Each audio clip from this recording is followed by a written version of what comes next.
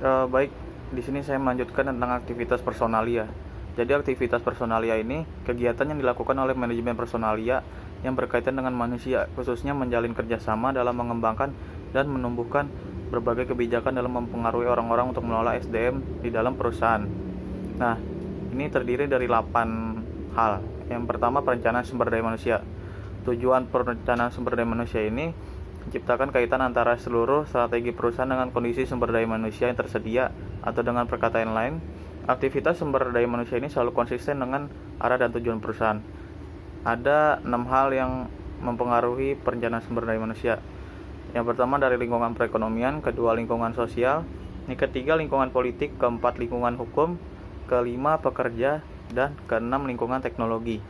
Terus yang kedua ada analisis desain dan pekerjaan. Analisis desain ini merupakan penentuan melalui pengamatan studi informasi yang berkaitan dengan sifat suatu pekerjaan tertentu. Nah, jadi ada tujuan penyusunan analisis pekerjaan ini, yaitu mengidentifikasi kegiatan yang akan dilakukan, mengevaluasi tempat kerja, menentukan syarat-syarat kerja bagi karyawan, mengidentifikasi informasi tentang prosedur operasional, dan menjelaskan batas-batas wewenang dan tanggung jawab. Terus, yang ketiga ada penarikan tenaga kerja. Jadi ada beberapa sumber ini. Nah, yang paling terbaik ini dari dalam perusahaan sendiri, yaitu dengan kenaikan pangkat atau transfer dari pemindahan dari bagian lain. Nah, yang kedua dari teman-teman para karyawan. Yang ketiga dari lembaga penempatan tenaga kerja yang dikelola oleh pemerintah, yaitu kantor penempatan tenaga kerja. Terus keempat ada lembaga pendidikan, yaitu dengan beasiswa dan meminta langsung kepada lembaga pendidikan tersebut. Terus yang kelima ada masyarakat umum. Nah, cara ini memerlukan biaya yang sangat besar dengan memasang iklan. Terus yang selanjutnya ada seleksi tenaga kerja. Seleksi ini merupakan kegiatan untuk memilih sekelompok pelamar yang paling memenuhi kriteria seleksi untuk ditempatkan pada posisi yang diperlukan. Nah, contoh tesnya ini ada tes kecerdasan, tes prestasi, tes minat, kepribadian, dan lain-lain. Terus yang kelima, orientasi, pelatihan, dan pengembangan tenaga kerja.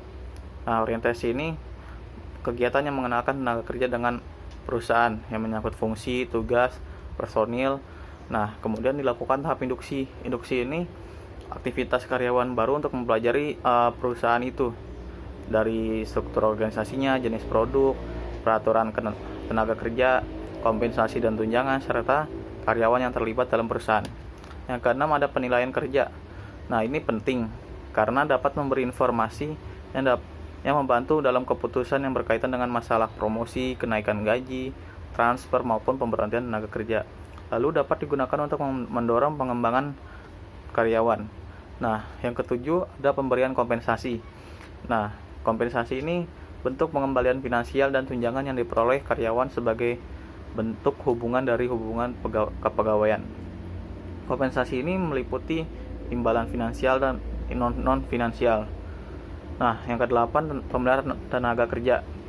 Ada 2 program, ya, ini program keselamatan dan kesehatan kerja. Nah, keselamatan dan kesehatan kerja ini bisa berupa asuransi. Terus kedua ada program pelayanan karyawan, bisa seperti konseling pribadi dan segala macamnya. Terima kasih.